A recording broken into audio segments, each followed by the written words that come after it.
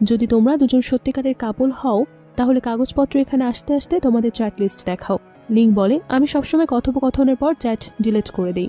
Gwyn বলে, দাদি, চাচা এবং চাচি লোকটা এতক্ষণ ধরে মিথ্যা বলে আসছে। গোয়েনজিকে এতটাই হিংসা করত যে সে চাইছিল জি যেন গ্রাম ও পরিবারের সামনে লজ্জিত হয়, কিন্তু লিং তার সকল চাল আগে থেকেই বুঝতে পারে।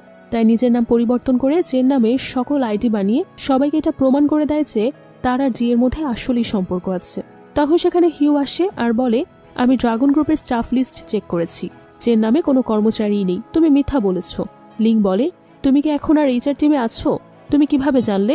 হিউ বলে, যদিও আমাকে চাকরিচ্যুত করা হয়েছে তবু আমি কোম্পানির ইন্টারনেট ব্যবহার করতে পারছি, সেখানে সকল স্টাফদের রেকর্ড করা আছে, কিন্তু তোমার নাম সে তালিকায় ছিল না।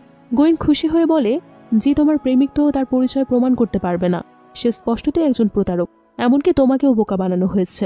তখন সেখানে লিংকের অ্যাসিস্ট্যান্ট আসে, সে বলে, আমি প্রমাণ করতে পারি সে মিথ্যা বলছে না। হিউ বলে, mister pay, sure assistant. Hugh লিংকে দেখিয়ে বলে, সে আমাদের কোম্পানিতে চাকরি করে এমনটাই দাবি করছে, সে আমাদের গ্রুপের নামে জালিয়াতি করছে। অ্যাসিস্ট্যান্ট পে বলে, আমাদের কোম্পানি বলো না, তুমি আর ড্রাগন গ্রুপের কর্মচারী নেই। সে তার পরিচয় দিয়ে বলে, আমি পে চুং, ড্রাগন রাইজের সিওর অ্যাসিস্ট্যান্ট। আর লিংকে দেখিয়ে বলে, তিনি হলেন চেন, আমাদের গ্রুপের টেকনিক্যাল ডিরেক্টর, এটা তার কোম্পানির আইডি। হিউ বলে, এটা অসম্ভব।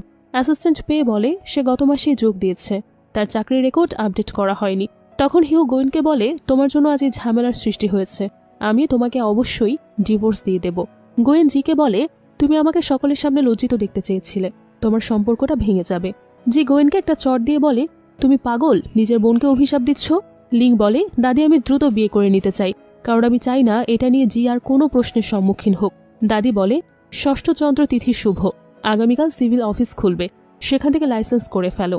লুলু বলে, তাহলে আমরা ভোজসভার আয়োজন করব। জি লিংকে সেখান থেকে টেনে ভেতরে নিয়ে যায়। জি লিংকে বলে, তুমি কি পাগল? আমরা তো শুধুমাত্র প্রেমের নাটক করছিলাম। লিং বলে, এটাও নাটকের একটি অংশ, শুধু নামেই বিয়ে, বিবাহের সার্টিফিকেট পেলেই সবকিছুর সলিউশন হয়ে যাবে, আর পারিবারিক প্রেশারের মুখোমুখি হতে হবে না। তারপর তারা দুজন মিলে বিয়ে করে নেয়। লিং সুযোগের সম্পূর্ণ সৎ ব্যবহার করেছিল বিয়েতে, সে নিজের আসল কাগজপত্র দিয়েই জিকে বিয়ে করেছিল। সে মনে মনে ভাবে, যে মেয়ের জন্য আমি এতদিন ধরে আকুল ছিলাম সে আসলে আমার স্ত্রী হয়ে গেছে। পরবর্তীতে লিং জিয়ের কাছে ধরা না পড়ে যায়, তার জন্য বিয়ের ডকুমেন্ট নিজের কাছে রেখে দেয়। জি ডকুমেন্ট চাইলে লিং বলে, এত গুরুত্বপূর্ণ একটা ডকুমেন্ট আমার কাছে সংরক্ষিত থাকবে। জিয়ের বাড়িতে তারা একত্রে বসে ডিনার করছিল। তখন জিয়ের বাবা জিকে বলে, আমি তোমার কাছে আন্তরিকভাবে ক্ষমা চাই, আমি অজ্ঞ ছিলাম, সবসময় ভাবতাম যে আমার ছেলে না থাকায় লোকেরা আমাকে নিয়ে হাসবে, আসলে আমি বুঝতে পারিনি আমার দুই কন্যা 200 ছেলের চেয়েও ভালো। লিং বলে, আঙ্কেল, ভবিষ্যতে আমাকে আপনার ছেলের মতোই ট্রিট করবেন, যখনই আপনার টাকা বা সাহায্যের